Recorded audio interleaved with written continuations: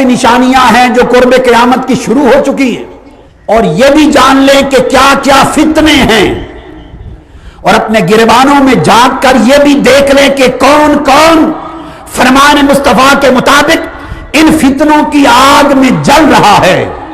کس کس کے گھر یہ فتنے داخل ہو گئے ہیں، اور کس کس کے خرمن ایمان کو یہ فتنے جلا کے بسم کر رہے ہیں، اور کون کون ان فتنوں کے ہاتھ سے ہلاک اور برباد ہو رہا ہے۔ آقا علیہ السلام نے فرمایا کہ قرب قیامت کی علامتوں میں سے یہ ہے کہ بارش بہت ہوگی مگر فصلیں کم ہوں گی، قرآن اور دین پڑھنے والے بیان کرنے والے بہت ہو جائیں گے مگر دین کو سمجھنے والے بہت کم ہو جائیں گے۔ زہد، ورع، تقوی، روحانیت کی بات لوگ رسم اور روایت کے طور پہ کریں گے۔ پھر آقا علیہ السلام نے فرمایا، اسے ابو ہریرہ نے روایت کیا اور امام ابو نعیم نے حلیۃ الاولیاء میں درج کیا۔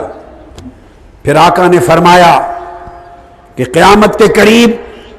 بڑے فتنوں میں سے یہ ہے، لوگوں دیکھو کون کون اس فتنے کی آگ میں جلس رہا ہے، جل رہا ہے۔ نوجوان بیٹے، نوجوان بیٹیاں، یا وفاداری محمد مصطفیٰ سے کرو یا وفاداری ابلیس اور شیطان سے کرو، یا ادھر ہو جاؤ یا ادھر ہو جاؤ، دونوں گھر، خدا کا گھر شیطان کا گھر بیک وقت راضی نہیں ہو سکتا۔ خدا کے لیے اپنے گھر شیطان کے حملوں سے پاک کر دو۔ ماں باپ جو اندھی نیند سوئے ہوئے ہیں، غفلت کی نیند سوئے ہوئے ہیں، جو اپنے بچوں کو ہر روز فیشنوں پر لگائے جا رہے ہیں، فیشنوں پر لگائے جا رہے ہیں، اور دیکھ کر خوش ہوتے ہیں کہ میرا بیٹا میرا بیٹی ایسے فیشن کے لباس پہن رہا ہے۔ خدا کے لیے خدا رسول کی لعنت سے بچ جاؤ، دوزخ سے بچ جاؤ، اپنا ایمان اور آخرت بچا لو۔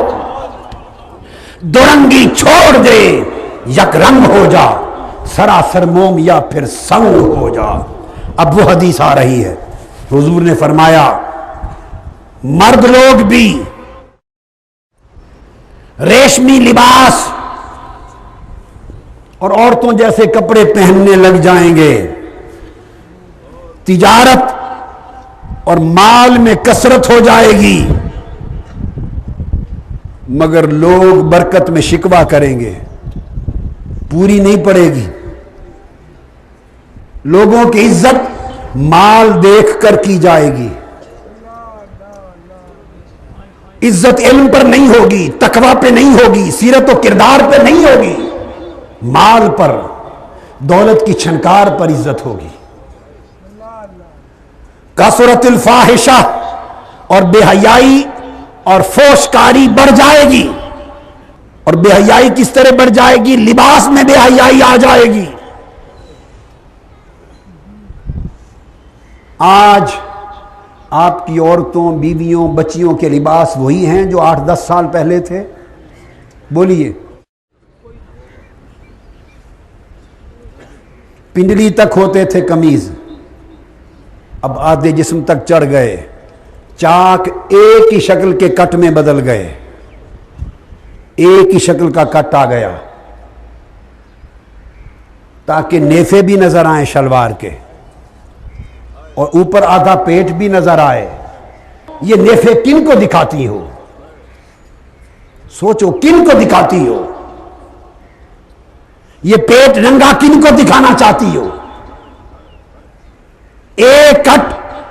قمیض کے جس سے ٹانگیں اور پٹ ننگے ہو جائیں سائیڈوں پر، یہ دکھانے کن کو دکھانا چاہتی ہو؟ اگر شوہر کو دکھانا تھا تو شوہر کے لیے تو گھر کافی ہے، اب کس کو دکھاتی ہو؟ سینے ننگے ہو گئے لباس میں، بازو آدھے ہو گئے، سر سے دوپٹے اتر گئے۔ فرمایا کثرت الفاحشہ، لباس میں، سر میں، بدن میں، کپڑوں میں،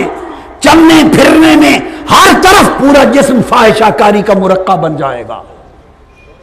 گھر فاحشہ کاری کا مرقع ہوں گے۔ کثر النساء، عورتیں بڑھ جائیں گی، ناپ تول میں کمی ہوگی، بڑوں کی عزت نہیں کی جائے گی، چھوٹوں پر رحم نہیں کیا جائے گا، اور لوگوں کو پتہ بھی نہیں ہوگا ان کی کثرت کے ساتھ اولاد زنا کی ہوگی۔ لوگ سمجھیں گے ہمارے بیٹے بیٹیاں ہیں مگر وہ پرایوں کے ہوں گے۔ اولاد کثرت کے ساتھ بدکاری کی ہوگی، بدکاری اتنی زیادہ ہوگی، عورتیں یوں چلے گی باہر لباس پہن کر کہ آقا نے فرمایا کہ راستہ جاتے ہی لوگوں کی نگاہ پڑے گی اور بھیڑیوں کی طرح جھپٹ لی جائیں گی، راستوں میں جھپٹ لی جائیں گی،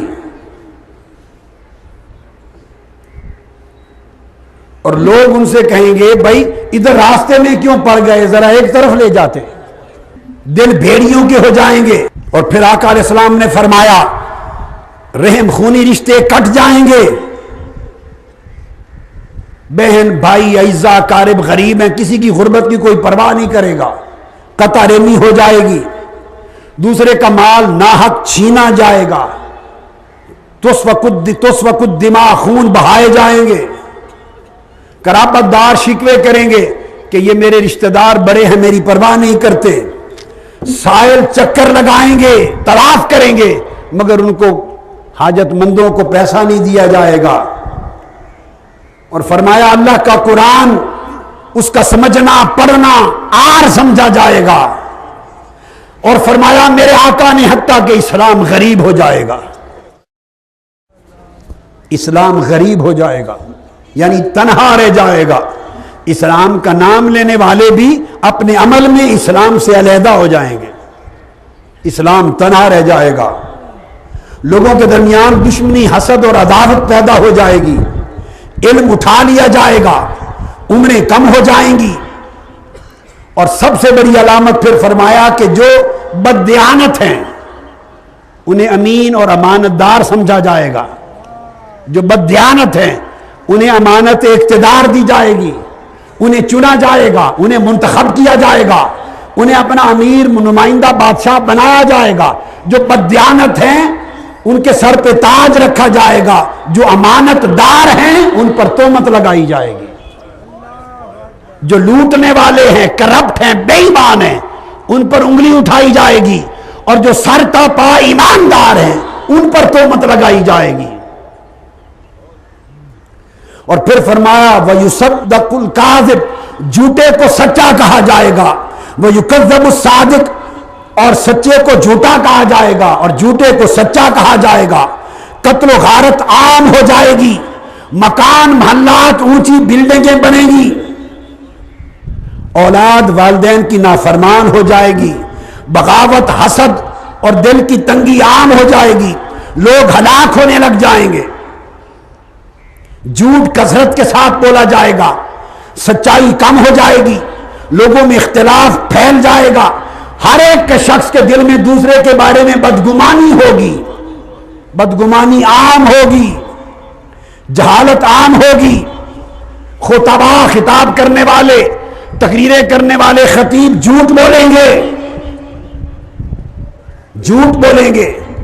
اور میری امت کے سب سے بڑے شریر طبقہ بن جائیں گے، اور تقریریں کرنے والے مالدار لوگوں کی تعریفیں کریں گے، خوش آمدیں کریں گے تاکہ ان سے پیسے ملیں۔ اور فرمایا 3 چیزیں ناپید ہو جائیں گی، ایک حلال کا روپیہ، حلال کا روپیہ ناپید ہو جائے گا،